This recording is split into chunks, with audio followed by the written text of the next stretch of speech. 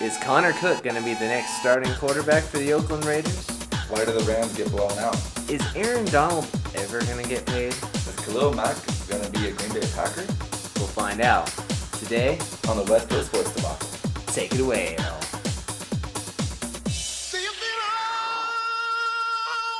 So hi, my name's Jeremiah, I'm David. and we're back here with West Coast Sports Debacle, and we're going to be talking all kinds of sports. As you heard from our opening sequence there, we do have a couple stories that we really want to hit and touch on with you guys today. Let's start off right away with Connor Cook possibly being the starting quarterback for the Oakland Raiders. I know a lot of you are going to think this is crazy, but there was a time when a little guy named Derek Carr was crazy to be the starting quarterback in year one. But, this is a 3-year player with Connor Cook, and I'm going to make a point here.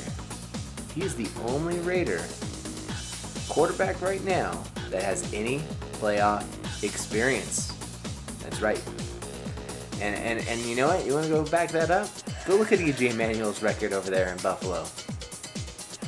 Yeah, to me this is a lot of fake news. There's no way he's going to be... Well, I apologize.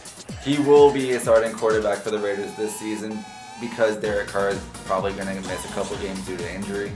But that's the only way. But I see where you're going with this. Cook did look pretty good in that game against Detroit. But a couple points I want to make. Number one, he was going against the twos. Well, so was Derek Carr when he surpassed, was it Schaub?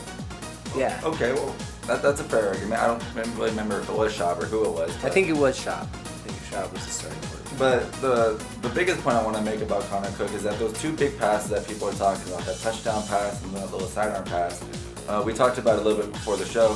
Those were dangerous passes that easily could have been intercepted. So, I understand a lot of highlight plays are, like that where it can go either way. But point being is that those were his best throws on the night, and they really aren't that good of throws. Like, they were more or less lucky throws, in my opinion.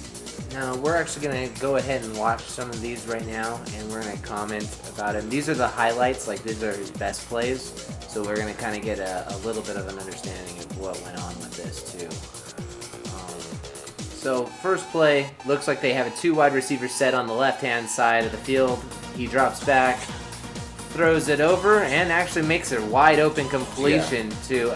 I believe that's Johnny Holton right there. Yeah, as that well. was a good play. He was wide open, but good read, good delivery. And good patience in the pocket. Absolutely. Same thing with this pass to Martavis. Like, just let your receivers run with the ball. Like, that's the most important thing is, hey, just let them get into the rhythm of catching the ball and moving. Yeah, just get the ball into their hands and let them do what they do. 5 wide receiver set, holding the ball, gets outside the pocket, and flips the ball over the edge. Wow. See, that was a good catch. Yes. I don't really find that's Cook being so great as much as, what's that guy's name? That's one of the tight ends. 84. I'm not really too sure. I don't know, 84, you're probably making the team after that catch, though. There's going to be a couple of Raider fans that are pissed we don't know who that is. But whatever. I don't know if people This is like second stringers. Yeah. And same thing with this play. Nether rolling around and throwing this little sling sidearm pass to Ryan Switzer? Yeah, that's Ryan Switzer. Yeah. I'm not going to lie. When I watch this, it kind of reminds me of a little bit of Aaron Rodgers-esque, where he's making, moving out of the pocket, but not trying to run, but getting the receivers open. But at the same time, look at this. He's throwing off his back foot like a fadeaway pass, sidearm. And there's a chance that ball could have been incomplete, too, Yes. by the way that they threw that. Oh, under a minute left. Cook, Jalen Richard, little safety net catch. Look at him making plays. Once again, but this is Jalen Richard. He did this against number ones in New Orleans. So, all right, so you look at all that body of work from just this game, and he does look good. A lot of question marks going into game 2. We'll see more game film of him going into this one, and we'll kind of reiterate on this. If you guys have any questions about Raiders Connor Cook or any kind of offensive questions, we will gladly answer them next week. We kind of want to talk offense all the way across the board next week, so if you guys have any offensive questions, not offensive questions, offensive questions, about clarify. any of our West Coast teams. That's Chargers, 49ers, Rams, Raiders. Pretty much the scope of NFC West or AFC West teams. Yeah. We will cover them. I'm down to branch out a little bit to Denver, Kansas City. I happen to watch them a lot, unfortunately. Well, I have a lot of family members that support all these teams. So that you guys can understand the family dynamic here and why I watch all the AFC West teams. My dad is a Chiefs fan. There's a lot of Chiefs and Broncos fans around here. I grew up with two Broncos fans in Sebastian and Anthony Valdivia, who watch the show. Thank you guys for continuing watching. And my father-in-law is also a Chargers fan. Okay. And then my brother-in-law, TJ, I'm sorry, and my uncle are both Broncos fans. So there's kind of a diverse family set there where all of us kind of get a little bit of some love for a team. Well, I'm sure it makes Sundays real nice for everybody, No, it doesn't, actually. It makes it very tense because then we don't like each other for that one weekend, and then afterwards we're fine. A whole lot of smack talking. We'll debate. I actually don't do a lot of smack talking. Really? Yeah. So when the Raiders win, I'm just happy they're winning. I'm going to keep my mouth shut, and I'm just going to be happy that they're winning. Yeah. I'll talk about it with all of you guys and be really happy here on the show, but I'm not forcing you to watch this show in any way, shape, or form, so that's not the same as being in a room stuck with them bragging about it. Yeah. All right, so basically we both agree that this is fake news. Going on to some more Raiders news, the Khalil Mack trade rumors. Now, these are simply rumors. I don't think that this is real in any way, shape, or form. I understand why Odd Sharks put out these odds. It was actually a tweet that they put up of what team will Khalil Mack be on at the end of October. It has the Packers rated as the favorite with plus 300, and the Raiders closely behind with plus 400. But the Raiders are also tied with the field at plus 400 too. So that could be any other team other than the Jets, Bills, Redskins, Steelers, Giants. Right. Okay. So you had made a point to me earlier. You said that all those teams sounded bogus to you. Yeah. Why? Okay, so I'll kind of go down the list a little bit. I can see the Packers. I would hate it, but I could see it. But the Jets. They need the pass rush. Yes, they do. Especially in that division. Yeah. But the Jets, that doesn't make sense to me. They have so many needs on that team across the board. Why are they going to go and spend all that money into Khalil Mack and get themselves into the same position that Oakland's in, where it's like, well, why would we pay you all this money then we can't bring anybody else in? But it's not the same situation as Oakland. You're right. Oakland's has a better team. That true, but $125 million invested into a quarterback, which the New York Jets won't have to do at least for the next, 3 or 4 years because of Sam Darnold being on roster. So if you wanted to become a really defensive heavy team and run game heavy, you could possibly, get a Khalil Mack to put pressure on the opposing quarterback, such as a Tom Brady who's in the same division. Well, it just kind of makes sense because they need that pressure to win the division against Brady. I actually disagree for the point being of if this was done 3 years ago, I could see it in that point because Brady is going to be playing for longer.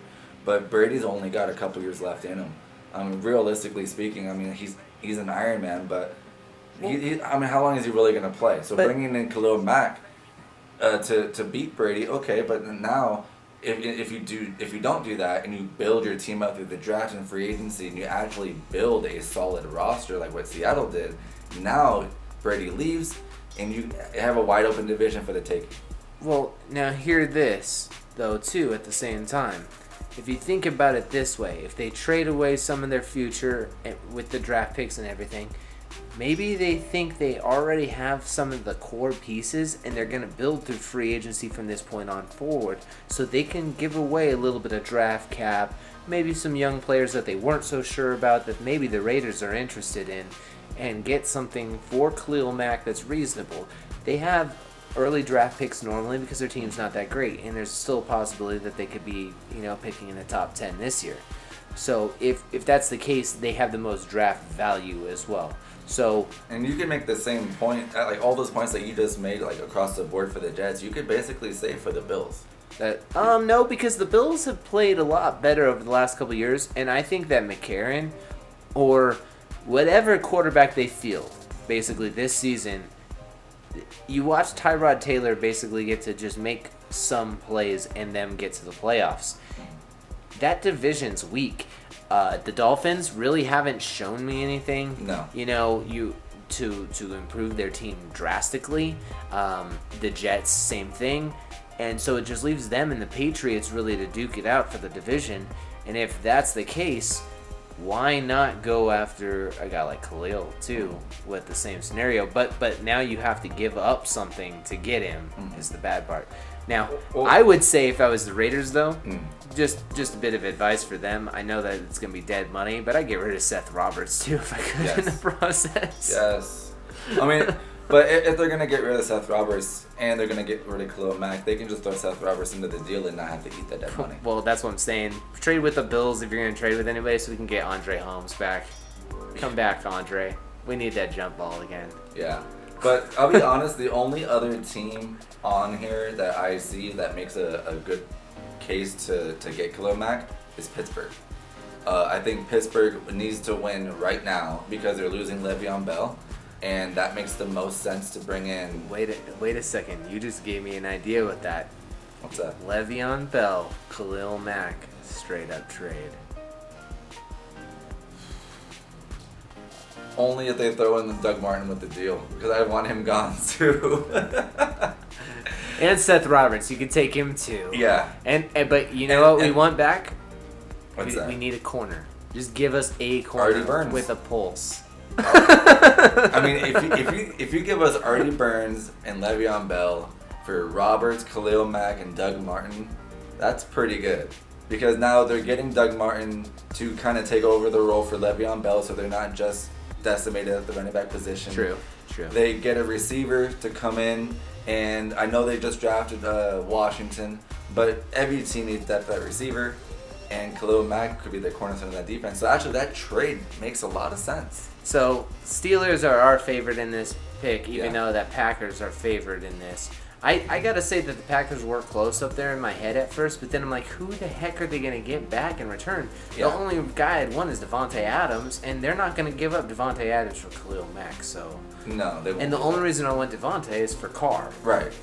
I mean, could you imagine Devontae Adams on this wide receiving core? Oh man, it would be so brutal. Yeah. Nobody could stop him. No, because you stop Devontae Adams, you got Jordy Nelson. You stop Jordy Nelson, you got Amari Cooper. And then if you can catch it. But then the same thing goes if they got Le'Veon. Think about Le'Veon Bell with that group already. It would be so brutal. And Marshawn and Le'Veon on the same team. That's brutal. You know what that would be though? New Orleans 2.0. I know, but we can't get our hopes up about this because this is fake news. It's all it is. And you know what? You guys all got goped on this one because it was a Monday set piece. You know how many things are accurate on Monday? Nothing. Absolutely squat. Unless they're reviewing games, there's nothing that they got for you. Or dealing with some drama from the game itself. So if it's something to do with them standing up, sitting down, or pooping on the sideline, you know those reporters are going to cover it.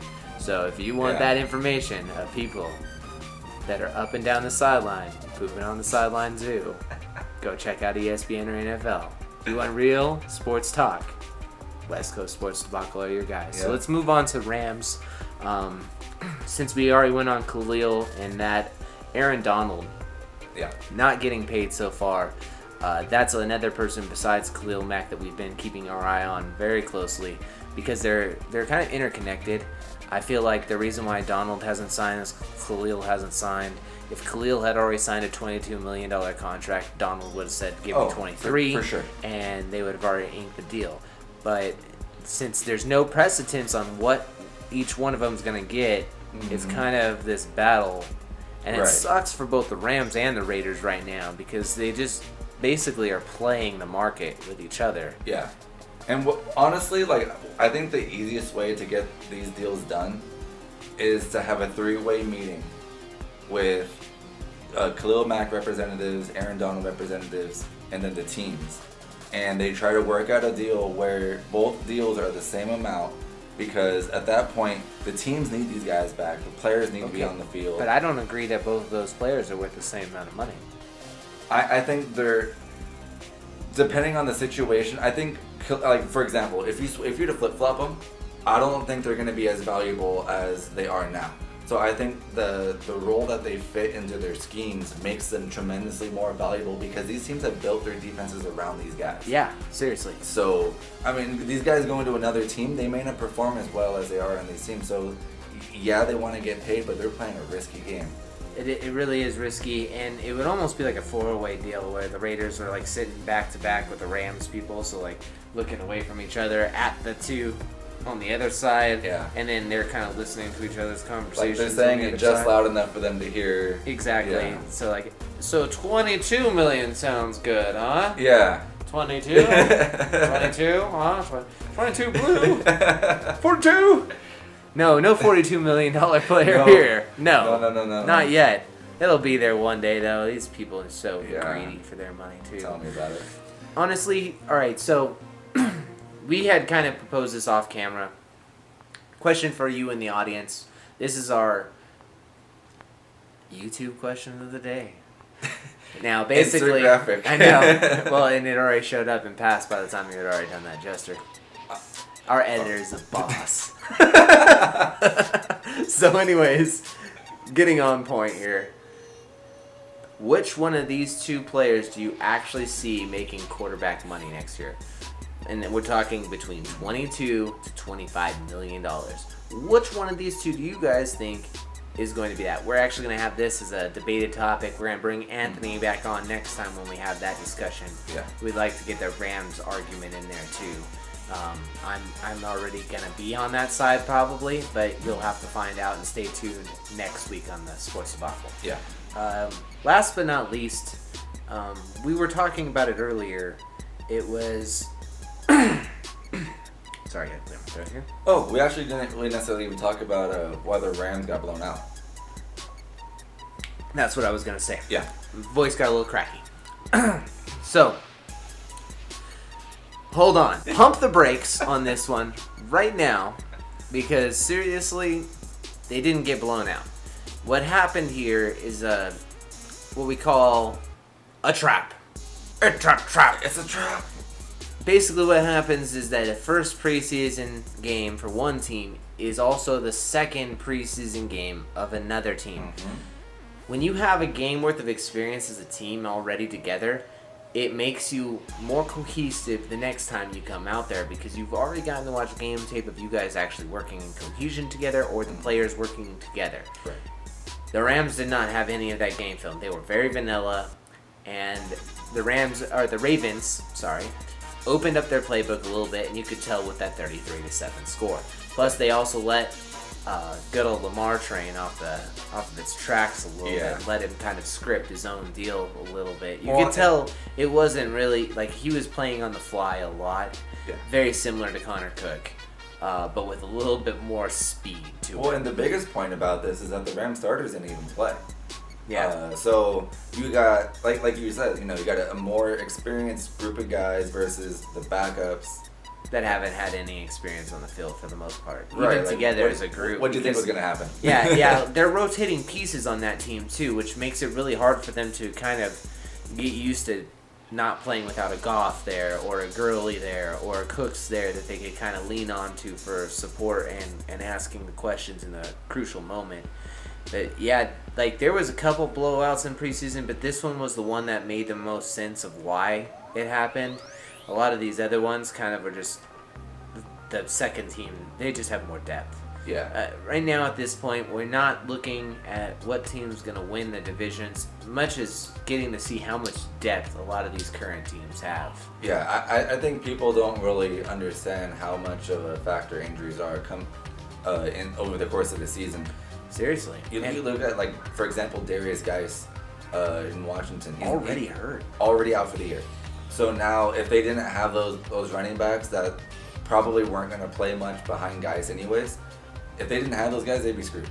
So next guy up mentality has to come into play. Well, that's why the Patriots are a dynasty. I don't like them, but that is one of the things that they seriously do, is they make sure that they have the next man up. Yeah. And that's all you really need to be successful in the NFL, is having those guys show up consistently.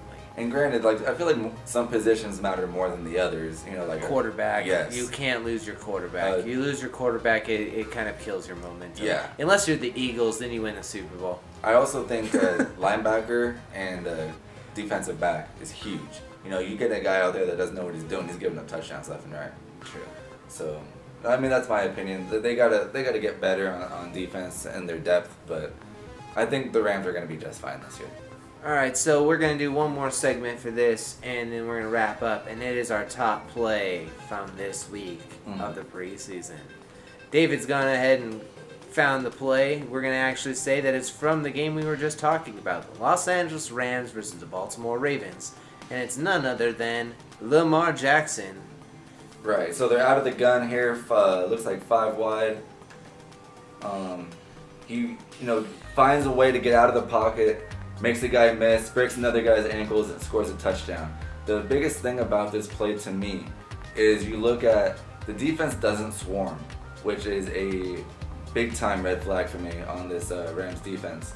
I don't blame the defense so much. They were in a man-to-man coverage, so when you see man-to-man, usually that means that people are left open in the middle of the zone of the field, especially quarterbacks when you're running. Right. That's why draw plays work really well in these scenarios, but since he didn't actually have the running back to do the draw, he takes the draw himself, and he scores a touchdown. I like the shiftiness on that play. Yeah. The first juke he makes is probably the one that gets me the most, because he just shakes that guy completely out of his shoes. Yeah, he takes right? that number 92 and just completely just... Yeah, he was virtually untouched on this run. Yeah.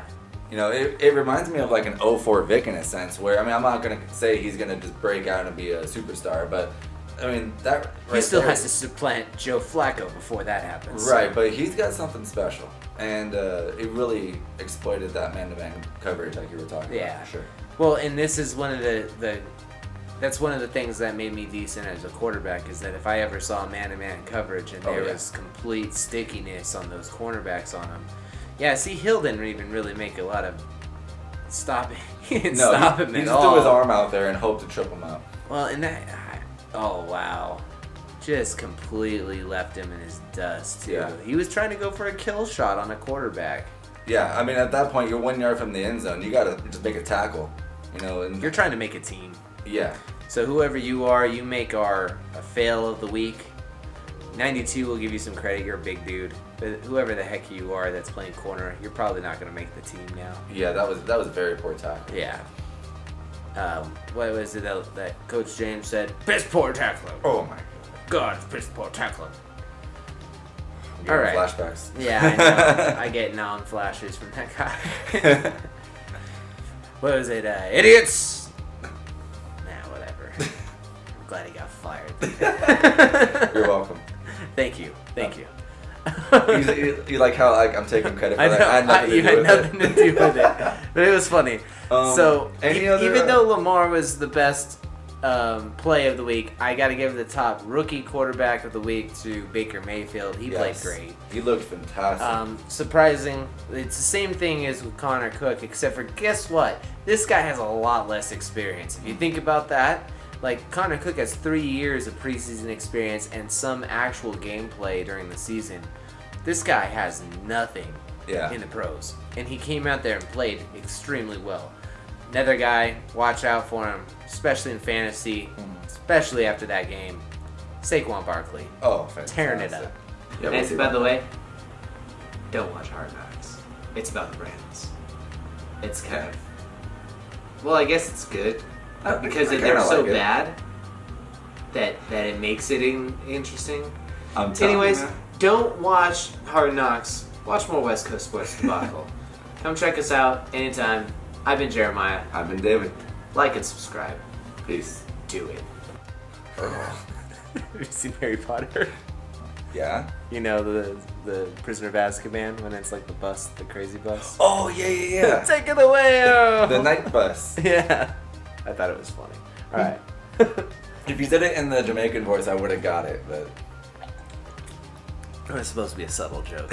Only like 6% of fan base is actually going to get that one. All right.